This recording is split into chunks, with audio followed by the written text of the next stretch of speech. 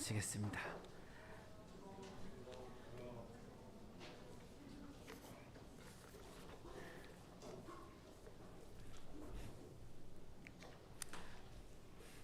톨스토이는 35살 때 그 유명한 장편 소설 전쟁과 평화를 집필을 시작을 해서 6년 만에 완성을 하고 굉장히 세계적으로 유명한 그런 작품으로 인정을 받습니다. 이 전쟁과 평화는 총 4권으로 이루어져 있는데 러시아와 프랑스 간의 전쟁을 배경으로 하고 있습니다. 1805년에 첫 번째 전투가 나오고, 그리고 이제 1812년에 그 유명한 러시아 전쟁 혹은 애국 전쟁이라고 불리우는 나폴레옹이 유럽을 석권하고 이제 러시아까지 탐을 내서 이제 러시아를 이제 침공한 그런 전쟁인데 60만 대군을 이끌고 모스크바를 들어갑니다. 이 톨스토이의 표현인데요. 수백만 명이 서로에게 수없이 많은 악행, 강도, 방화, 살인, 그것을 범죄로 보지 않았다. 제3권에 나오는 표현입니다. 톨스토이는 이 전쟁을 터까지 가서 다 답사하고 그러고서 이 작품을 썼는데 도저히 받아들일 수 없는 것이 사랑을 강조했던 사람이니까요. 정말 사랑의 세계하고는 너무나 거리가 먼 반신앙적인, 반이성적인, 아주 비인간적인, 사람을 죽여도 살인이 되지 않는 이 전쟁이 어떻게 이게 인간 사회에서 일어날 수 있는가? 이 짐승도 아니고 어떻게 이런 일이 벌어질 수 있는가라고 하는 그런 굉장한 한탄하는 그런 마음으로 6년 동안 이거를 정말 고뇌하며 쓴 것 같습니다. 톨스토이는 너무나 많은 청년들을 전장에서 죽게 한 아주 비신앙적인 이런 전쟁을 기억하면서 썼는데, 나폴레옹이 이끌고 간 60만 명 중에 파리로 돌아온 병사가 한 3만 명밖에 되지 않습니다. 다 죽인 겁니다. 게다가 또 다른 나라에 쳐들어가서 유럽에서 또 굉장히 많은 젊은이들을 죽게 했는데, 그 젊은이들은 왜 죽어야 하는지도 모르고 내가 왜 전쟁에 가야 하는지도 모르고 그냥 죽어간 거죠. 그래서 톨스토이는 정말 이 전쟁이 없는 아주 간절한 그런 염원하는 마음, 그런 마음으로 전쟁과 평화를 썼습니다. 하지만 21세기 지금도 전쟁은 일어나고 있으니 참 굉장히 안타깝고 아픈 마음입니다. 오늘의 본문 말씀에 중요한 단어 하나가, 어구가 나오고 있습니다. 하나님의 평화라고 하는 어구입니다. 굉장히 어렵습니다. 우리말의 이 평화라고 하는 단어가 그리스어에서는 에이레네인데, 원래 이 에이레네는 조금 전에 전쟁과 평화에서 보았듯이 이 전쟁이 없는 상태를 의미합니다. 우리가 평화 그러면 떠오르면 전쟁이 없는 거 이렇게 떠올리는데 맞습니다. 에이레네도 본래 출발은 그런 의미로 출발을 한 것이 맞습니다. 하지만 이게 성서 그리스어 전통에서는 구약 성서에 나오는 샬롬의 의미를 받습니다. 그래서 샬롬의 의미와 에이레네의 의미가 거의 대체로 일치하게 됩니다. 그래서 이 샬롬의 의미를 이제 보면 내가 신체적으로 건강한 거, 샬롬 이렇게 내가 인사하는 거는 건강하세요라고 하는 의미가 담겨 있습니다. 그리고 행복한 거, 유복한 거, 그리고 복락, 이런 것들로 인해서 내가 아주 심리적으로 만족해하는 상태, 아주 해피한 거, 이런 의미들을 포괄하는 단어가 샬롬입니다. 그래서 히브리인들은 인사할 때 샬롬이라고 지금도 그렇게 이제 인사하고, 우리 한국인 그리스도인들 중에도 샬롬이라고 인사하는 분들이 굉장히 많습니다. 왜냐하면 이런 의미를, 많은 좋은 의미들을 담고 있기 때문에 이제 그런 거죠. 이 샬롬의 의미가 굉장히 다양합니다. 조금 전에 말씀드렸던 그런 이런 건강, 행복 이런 것뿐만이 아니라 사람과 사람 사이의 관계, 나라와 나라와의 관계에서도 샬롬이라고 하는 단어를 구약 성서가 씁니다. 에레미야 20장 10절에는 나의 샬롬의 사람들 이런 표현이 나오는데, 당신하고 나하고는 굉장한 친구다, 가까운 친구다 이런 의미입니다. 여기에 모여서 지금 우리가 예배 드리고 있는 내 옆에 있는 분이 나의 샬롬의 사람입니다. 굉장히 어색하실 것 같은데 우리가 그런 표현 안 쓰니까 내 옆에 있는 분이 나와 샬롬의 사람들이라고 하는 그런 개념입니다.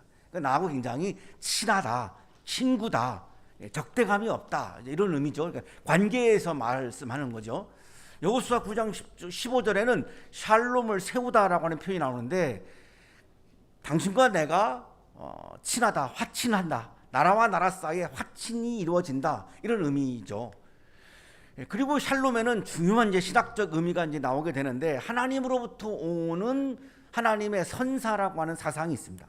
샬롬이라고 하는 것은 우리가 만들어내는 것이 아니라 하나님이 나에게 선물로 주시는, 하나님이 나에게 선사해 주시는 하나님의 선물이라는 겁니다. 그래서 구약 성서에는 나에게 샬롬을 선사하시는 하나님을 찬미하는 장면, 또 하나님을 향한 샬롬의 기원, 하나님이 우리에게 나에게 샬롬을 주신다라고 하는 이런 약속, 이런 사상들이 구약 성서에 끊임없이 계속 나옵니다. 히브리인들은 샬롬이라고 하는 단어가 굉장히 중요한 단어인데 이게 그리스어로 넘어가서 에이레네도 거의 똑같이 이거를 이제 이 의미를 받게 된 거죠. 대체로 샬롬과 에이레네는 일치하는데 구약에는 희박하지만 신약 성서에 또 이제 강하게 나타나는 에이레네 의미가 있는데 이제 예수 그리스도와 관련된 의미들입니다. 예수님을 통해서 평화가 구현된다라고 하는 사상인데 예수님을 통해서 이 세상에 평화가 이루어진다는 거죠. 예수님을 통해서 하나님과 나와의 평화가 이루어진다는 거죠. 내가 죄를 범했다라고 하는 것은 하나님과 나하고 사이가 멀어졌다라고 하는 거죠. 근데 이걸 어떻게 하냐? 화해가 이루어져야 되는데 예수님이 가운데 중재자로서 하나님과 나를 화해하셔서 하나님과 나와 사이에 평화를 이루어 간다라고 할 때 에이레네를 쓰고 또 사람과 사람 사이에도 평화가 이루어지는 것이 쉽지 않습니다. 가장 가까운 부부도 싸움을 하는데 이 생각이 다르고 이념이 다르고 가치관이 다른 사람과 사람 사이에 싸움이 일어나는 것은 피치 못할 거죠. 그러니까 야스포스는 한계 상황을 말하면서 거기에 세 번째 싸움과 투쟁을 넣습니다. 이거 어떻게 우리가 해볼 수 없는 한계 상황이라고 이렇게 이야기합니다. 그러면 이거 어떻게 이게 평화가 이루어집니까? 사람과 사람 사이에 하나님이 개입하셔서 예수님을 보내셔서 예수님이 이 사역을 통해서 예수님의 십자가 사건을 통해서 사람과 사람 사이에도 평화가 이루어진다라고 하는 사상이 뭐 에베소서에도 나오고 계속 신약 성서에 나오는 거죠. 이거는 이제 구약에 잘 등장하지 않는 신약에 나오는 그런 에레네의 의미입니다. 그리고 하나님의 은사, 하나님의 선물, 그리스도의 선물, 그리스도의 은사라고 하는 의미도 사용해서 우리가 서신서 읽어보면 1장 1절에 많이 나옵니다. 여러분에게 평화가 있기를 빕니다. 이렇게 바울이 인사하죠. 교인들에게. 여기에도 이게 에이레네입니다. 이거는 이제 하나님의 선물, 그리스도의 선물이라고 하는 그런 의미를 갖고 있고 평화의 하나님이라고 하는 단어가 나옵니다. 누가복음 19장에. 이건 하나님의 속성을 또 의미하죠. 그리고 하나님의 통치 질서도 의미하고 그리스도인의 삶의 규범도 의미하고 굉장히 다양하게 쓰여지고 있는 이 단어가 신약의 에이레네라고 하는 그리스어인데 자 여기 이제 하나님의 평화는 그러면 요약을 해보면 이런 거죠. 전쟁이 없는 상태를 말하는 게 아니라 우리가 이게 아까 톨스토이가 그렇게 안타까워했던 그런 전쟁이 없는 상태를 말하는 것이 아니라 성서에서 말씀하시는 평화라고 하는 단어는 에이레네라고 하는 이 단어는 쉽게 말하면 하나님이 나에게 축복해 주시는 내용. 우리가 하나님의 축복을 굉장히 많이 간구하며 살아가는데 하나님이 나에게 축복을 주시는 것 그리고 내가 하나님이 나에게 주시는 것에 대해서 내가 만족해 하는 것 여기서 감사가 나오는 거죠. 만족하지 않으면 감사가 안 나오죠. 하나님이 현재 나에게 부여해 주신 것에 대해서 내가 아프든지 건강하든지 부유하든지 가난하든지 이런 조건을 따지는 것이 아니라 하나님이 나에게 주신 이 상태에 대해서 내가 지금 만족해 하면서 감사하는 거 하나님이 다스리신다라고 하는 하나님의 나라 이것들을 담고 있는 표현이 하나님의 평화라고 하는 의미입니다. 하나님의 평화가 나에게 충만하다라고 하는 말씀은 내가 누구와 싸우지 않는다라고 하는 의미가 아니라 하나님이 나에게 축복을 주시고 나에게 선물을 주시고 나에게 만족을 주시고 나에게 감사를 주시고 하나님이 나를 친히 다스려 주셔서 내가 하나님 다스림 가운데서 살게 해주시고, 이런 의미가 하나님의 평화입니다. 이 하나님의 평화 속에서 살 수 있는 비결을 바울이 오늘 우리들에게 전해주고 있는데, 바울은 이 말씀을 감옥에서 기록했습니다. 주님 안에서 항상 기뻐하십시오. 첫 번째 비결이, 하나님의 평화 안에서 살 수 있는 첫 번째 비결이 주님 안에서 항상 기뻐하십시오, 이렇게 하는데, 이거를 사도 바울이 감옥에서 섰다라고 하는 것은 여기서 말하는 기쁨이 물질에서 오는 기쁨, 성공에서 오는 기쁨, 출세에서 오는 기쁨, 이런 게 아닌 것이 분명하죠. 바울은 지금 감옥에 들어가 있습니다. 그리고 로마의 지배가 심했고 탄압도 심했고, 또 이 빌립보 공동체의 교인들도 굉장히 고난 속에서 살고 있었기 때문에 굉장히 성공에서 오는 기쁨을 말씀하는 것이 아니라 고난 속에서도 경험할 수 있는 기쁨, 그냥 평상 일상에서도 내가 경험할 수 있는 기쁨이고, 그러나 성공에서 오는 기쁨은 고난이 오면 사라지는 기쁨입니다. 하지만 여기 지금 빌립보서 4장 4절이 말씀하시는 기쁨은 고난이 와도 내가 기뻐할 수 있는 기쁨입니다. 그래서 굉장히 오늘 말씀이 소중한 건데, 어떻게 고난 속에서 우리가 기뻐할 수 있겠습니까? 세상의 이치로는 말이 안 됩니다.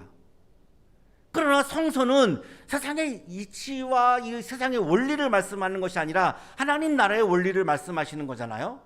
하나님 나라의 원리에서는 고난 속에서도 기뻐할 수 있다라고 말씀합니다. 이거를 우리가 다른 말로 하면 그냥 영적인 기쁨이다 이렇게 표현할 수 있는 건데, 그게 가능하다라고 보는 거예요. 그거를 강조하시죠. 주님 안에서, 내 안에서 뭐 나에게 좋은 것이 주어져서 내가 막 성공을 해서 출세해서 이런 기쁨을 말하는 게 아니라 주님 안에서 내가 경험하는 기쁨입니다. 주님 위에서 경험하는 기쁨이 아니라 주님 안에서, 다시 말하면 주님의 통치 안에서. 이 주님 안에서라고 하는 단어는 엔퀴리오라고 하는 그리스어로 번역한 말인데, 이게 사도 바울이 자기의 사역을 설명할 때도 이제 이런 표현을 많이 썼고, 교인들한테 어떤 그 자세, 신앙적인 자세와 태도를 권면할 때도 이 표현을 많이 썼습니다. 그 이유는 바울 스스로가 나는 그리스도에게 붙들려서 그리스도에 의해서 지탱되고 있고, 그리스도에 의해서 내가 지금 사역을 하고 있고, 나는 그리스도 안에서 내가 살고 있다라고 하는 것을 누구보다도 이거를 체험을 했고 경험을 한 사람입니다. 그랬더니 감옥에서도 내가 기쁨을 잃어버리지 않는 것을 경험한 거죠. 그리스도 안에 있다라고 하는 거, 이 자체가 너무나 큰 기쁨이기 때문에 감옥에 있어도 그 기쁨을 빼앗지 못하고 그 기쁨이 사라지지 않는다라고 하는 것을 경험한 거죠. 그래서 지금 강조하는 겁니다. 주님 안에서 항상 기뻐하라. 어떻게 항상 기뻐합니까? 항상 기뻐하라고 하는 것은 고난 속에서도, 슬픈 일 속에서도, 아픔 속에서도 기뻐하라는 말씀이잖아요. 근데 이 세상에서는 안 되는데, 세상의 원리에서는 안 되는데 주님 안에서는 가능하다는 거예요. 우리 여기 있는 학생들이 이제 기말고사를 이제 준비하고 있는데, A학점이 나오면 기쁘죠? C학점이 나오면 안 기쁘단 말이에요. 근데 이 영적인 기쁨은 C학점이 나와도 기쁨을 유지할 수 있는 그런 기쁨을 말씀하는 거니까 다른 거죠. 세상이 주는 기쁨과는 완전히 다른 거죠. 근데 이거는 바울이 감옥에서 직접 체험을 하고 이거를 지금 우리들에게 권면하고 있는 거예요. 주님 안에서, 그리스도 안에서.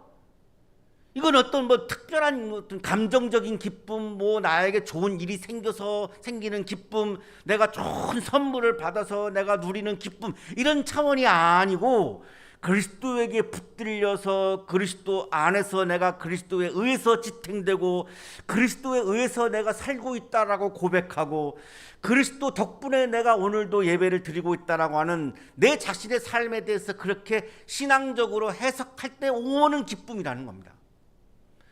그러니까 이게 터무니없는 게 아니죠. 이렇게 보면. 근데 그냥 이거는 그냥 세상에서 오는 기쁨이라고 말하면 이건 너무나 말이 안 되죠. 어떻게 항상 인간이 기뻐하겠습니까? 몸이 아픈데 어떻게 기뻐하겠습니까? 말이 안 됩니다. 그러나 신앙적으로 들어가서 보면 이게 가능해지는 게 분명하고, 사도 바울은 이거 직접 본인이 경험을 감옥에서 했고, 그래서 신자들에게 지금 빌립보서 교인들에게 이거를 지금 권면하는 거예요. 내가 해보니 그렇더라. 당신들도 이렇게 해봐라. 얼마나 지금 힘드냐, 얼마나 고통스러우냐. 로마의 지배 아래서 힘들고, 교회가 막 분쟁이 생겨서 힘들고, 하루하루 먹고 사는 게 힘들고 힘들지 않냐. 그 속에서 어떻게 기뻐해야 하는가가 중요한데, 나는 여러분들이 항상 기뻤으면 좋겠다. 그런데 그러려면 주님 안에 내가 거할 때 가능하다. 이렇게 주님 안에서 항상 기뻐하면 나는 하나님의 평화 속에서 살아갈 수 있다. 하나님의 에이레네 안에서, 하나님의 샬롬 안에서 나는 살아갈 수 있다. 이게 하나님의 평화 속에서 살아갈 수 있는 첫 번째 비결이다. 이렇게 지금 말씀하는 겁니다. 그리고 두 번째 비결을 말씀하는데 관용을 말씀하죠. 모든 사람에게 관용을 보이라. 관용이라고 하는 것은 모든 사람에게 친절하게 대하는 거죠. 모든 사람에게 관대하고 친절하게 대하는 건데, 이 관용이라고 하는 것은 나 자신만의 최선인 것을 추구하는 게 아니죠. 나 자신만의 최선인 것을 추구하는 걸 우리는 이기적이라고 얘기합니다. 그거는 이기적인 거로는 신앙의 세계에 들어갈 수가 없습니다. 이 관용이라고 하는 것은 나 자신만의 최선인 상태를 내가 지향하는 게 아니라 모두의 최선이 되는 것을 찾는 겁니다. 나 자신만의 최선인 거는 찾기가 쉽죠. 하지만 모두의 최선인 거를 찾는 것은 그리 쉽지 않습니다. 그거를 우리는 영적인 노력이라고 부르는 건데, 그걸 노력을 해야 되는 거죠. 그래서 모두에게 최선인 거를 찾아서 그렇게 살아가는 거죠. 이런 관용의 마음을 지닌 사람은 자신의 권리를 고집하지 않습니다. 왜 싸움이 일어납니까? 왜 전쟁이 일어납니까? 나의 권리를 과도하게 주장할 때에 싸움이 일어납니다. 공동체가 깨져나가기 시작합니다. 의무는 하지 않고 계속 모두가 자기 권리만 주장하면 공동체가 건강해질 수가 없지요. 그래서 이 관용이 중요하다라고 지금 사도 바울은 지금 우리에게 권면하는 건데, 나를 적대시하는 사람들까지도 관대하게 생각을 할 때에 하나님의 평화 속에서 살 수 있다고 말씀하는 겁니다. 세상의 이치로는 말이 안 되죠. 나를 적대하는 사람은 내가 보복해야죠. 통쾌하게 보복해야 내 마음이 시원해지는데, 그렇게 하면 순간적으로는 마음이 시원할지 모르지만 하나님의 평화는 깨진다는 겁니다. 하나님의 샬롬은 깨진다는 겁니다. 에이레네는 깨진다는 겁니다. 지금 말씀을 드리고 있는 순간에 부부싸움을 떠올리는 분들이 계시는 것 같은데, 부부싸움 할 때 내가 논리적으로 확 해가 제압해가지고 내가 상대방을 완전히 제압해버리면 막 통쾌하고 막 시원한 마음이 들 수 있어요. 그러나 부부 관계가 좋지 않아지죠. 평화가 깨진다는 거죠. 하나님의 평화가 이루어지지 않는다는 거예요. 내가 속마음은 시원할지 모르지만. 그러면 어떻게 우리가 관용을 베풀 수 있을까? 적대들까지도 그 근거를 말씀합니다. 주님께서 가까이 오셨습니다. 오늘 대림절에 주시는 말씀인데, 주님께서 가까이 오셨습니다. 주님의 재림을 예고하고 있는 거죠. 주님이 다시 오셔서 그런 적대자들의 행위에 대해서 심판하실 거기 때문에 굳이 내가 그 사람을 심판할 이유가 없다는 거죠. 내가 그 사람을 심판하면 그 사람과 나와의 싸움이 생길 것이고, 싸움이 생기는 순간 평화가 다 깨져버립니다. 일반적인 평화도 깨지고, 오늘 우리가 나누고 있는 하나님의 평화라고 하는 영적인 차원의 평화도 다 깨져버리기 때문에 내가 그 사람을 심판하는 것을 멈추라는 거예요. 왜? 아니, 예수님이 오셔서 심판할 건데 내가 왜 굳이 그거를 심판하느냐 이거죠. 관용을 한다라고 하는 말은 심판하지 않는다는 말과 같은 의미인 거죠.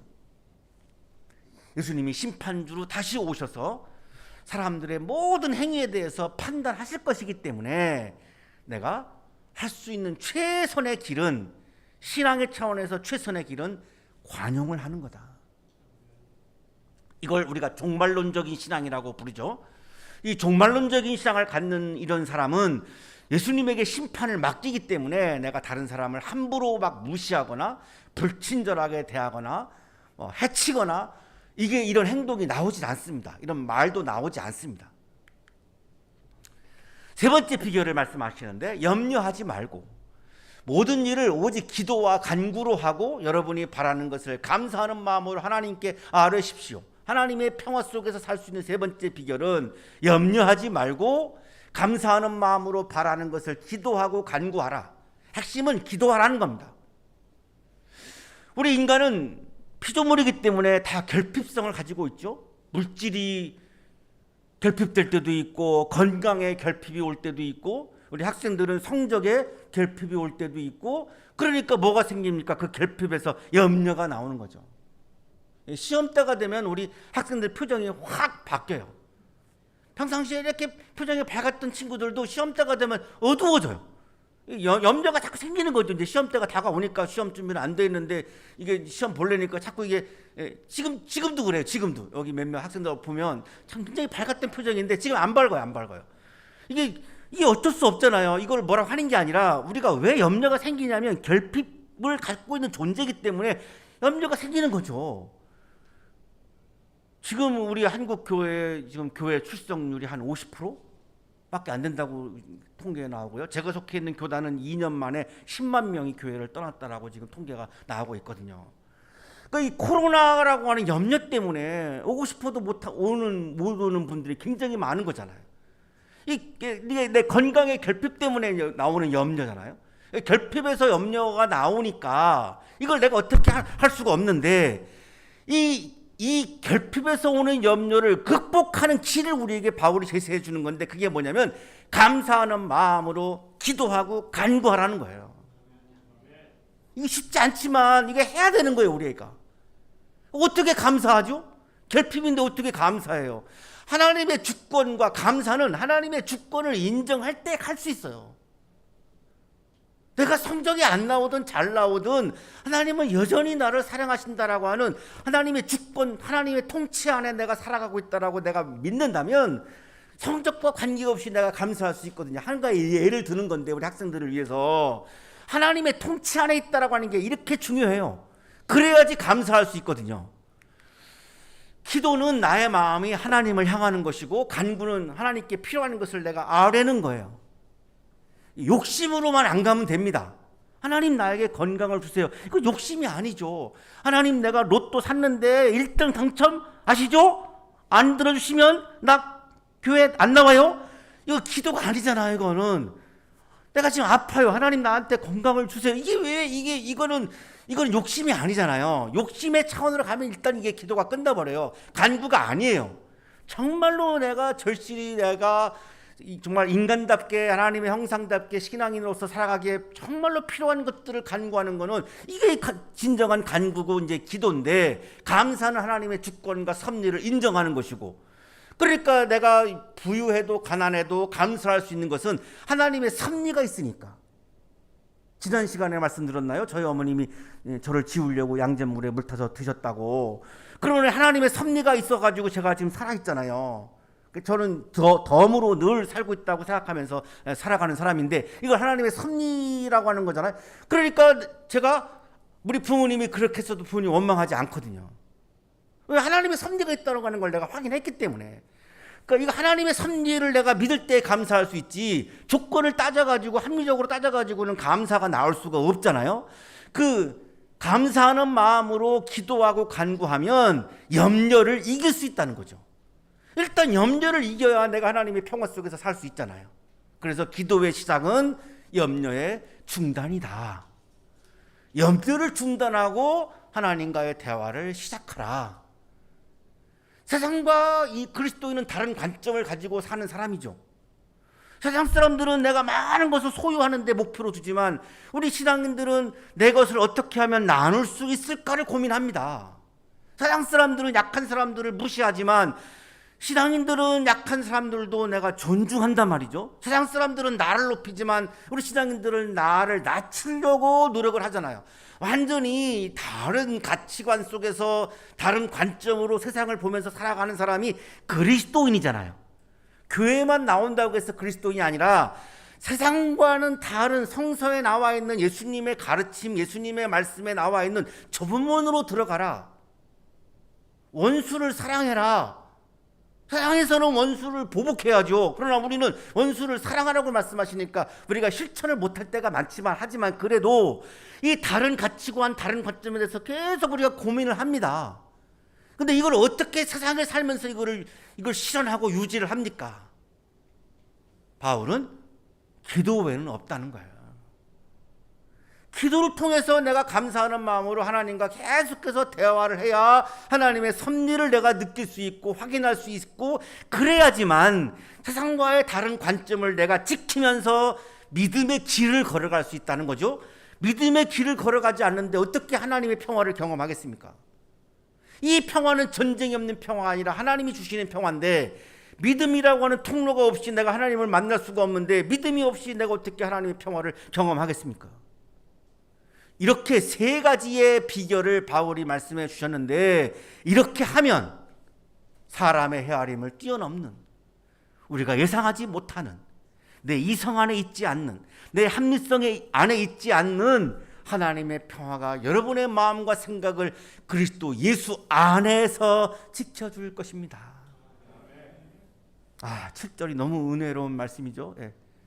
정말 이게 막 눈물 나올 정도로 7절 말씀이 전 너무나 은혜를 받았어요.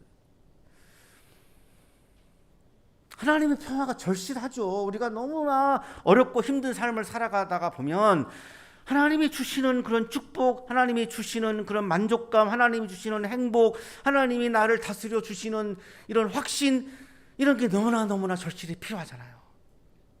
그런데 이렇게 세 가지를 노력하면 하나님의 평화가 나에게 충만히 내려온다라고 하는 거니까, 주님이 얼마나 내가 하나님의 평화 안에서 살아가기를 원하시는가, 이게 막 와닿는 그런 말씀이죠.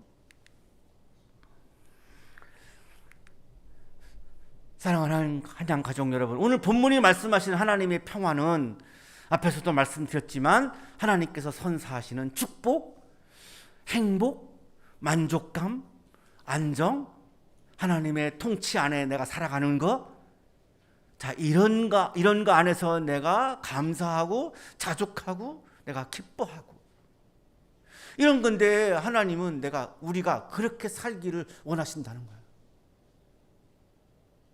그냥 어둡고 막 힘들어하고 불안해하고 염려하고 그렇게 살기를 원하시는 게 아니라, 이렇게 하나님의 평화를 누리면서 살기를 원하신다는 거예요. 하나님의 평화를 누리며 살아가는 사람이 바로 샬롬의 사람이겠죠. 구약 성서를 약간 응용을 하면 그게 바로 샬롬의 사람이겠죠. 그런데 왜 우리가 자꾸 나만의 독특한 상상력에 의해서 이런 거를 우리가 깨닫지 못하고 실천하지 않고, 이런 세계에 내가 들어가지 못하고 자꾸 일어나지도 않은 미래를 내가 자꾸만 상상하면서 염려에 빠지고 걱정에 빠지고 근심에 빠지고, 그냥 내 스스로 비극적인 삶을 내가 연출하면서 살아갈 때가 많단 말이죠. 우리 신앙인들조차도. 그래서 사도 바울이 오늘 우리들에게 하나님의 평화 속에서 살아갈 수 있는 세 가지 비결을 우리에게 지금 말씀해 주고 있는 거죠. 아니, 사도 바울이 모든 거는 다 하나님의 은혜고 하나님의 은혜는 그냥 거저 주는 거라고 말씀했지 않습니까? 그런데 왜 또 노력을 하라고 합니까? 이렇게 질문할 수 있는데, 아무것도 하지 말라는 말씀은 아닙니다. 모든 것이 하나님의 은혜다라고 하는 이 말씀은 내가 아무것도 안 해도 가만히 있으면 그냥 되라고 하는 말씀이 아니라, 하나님의 은혜가 주어졌을 때 이것을 나의 공로로 내세우지 말라는 말씀이죠. 어떻게 아무런 노력도 안 하고 영적인 노력도 안 하고 내가 어떻게 기쁨을 맛보고 하나님의 평화를 맛보겠어요? 내가 해야 할 일이 있죠. 하나님의 평화는 하나님이 주시는 거지만 내가 해야 할 일이 있습니다. 바울은 지금 오늘 그거를 말씀하는 거예요. 모든 것이 다 하나님의 은혜로 주어지는 것이 맞아요. 그 말씀은 내가 아무것도 손 놓고 안 해도 된다라고 하는 말씀이 아니에요. 우리 여기 학생들 공부도 안 하고 그냥 계속 기도실에 가가지고 기도만 하면 A 나옵니까? 그 말이 안 됐잖아요. 정말 터무니없는 얘기잖아요. 기도해야죠. 공부도 해야죠. 내가 해야 할 일들이 다 있잖아요. 그거를 내가 정말 성실하게 해야 되는 거잖아요. 마찬가지입니다. 오늘 이 말씀도 모든 것이 주님의 은혜로 주어지지만 그거는 나의 공로를 내세우지 말라라고 하는 그런 의미로 말씀하시는 거고, 하나님 앞에서는 내가 아무것도 자랑할 것이 없다라고 하는 것을 강조하는 말씀이고, 그렇게 말씀 표현을 하는 것이고, 사도 바울의 오늘 주시는 우리들에게 말씀은 우리들에게 하나님의 평화를 누리려면 노력이 필요하다는 거예요. 그 노력을 세 가지만 하라는 거예요. 많이도 얘기 안 해요. 굉장히 우리를 많이 봐주시는 것 같은데 딱 세 가지만 하라는 거예요. 세 가지만. 주님 안에서 기뻐하고, 모든 사람에게 관용을 보이고, 감사하는 마음으로 주님께 기도와 간구를 드리고, 이렇게만 하면 고난 속에서도 하나님의 평화를 우리가 경험하고 누리며 건강하게, 행복하게, 만족감 안에서 하나님의 통치를 내가 즐거워하며 복되게 살아갈 수 있다라고 오늘 우리에게 강조하고 있습니다. 하나님의 평화가 여러분에게 충만하시기를 간절히 축원합니다.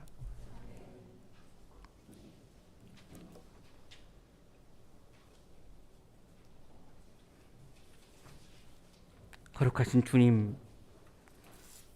주님께서는 우리에게 하나님의 평화가 충만하기를 그렇게 바라시는데도 우리 스스로 하나님의 평화를 깨트리고 욕망에서 나오는 여러 가지 많은 상상들로 인하여 나의 삶을 비극으로 몰아갈 때가 많이 있음을 고백합니다.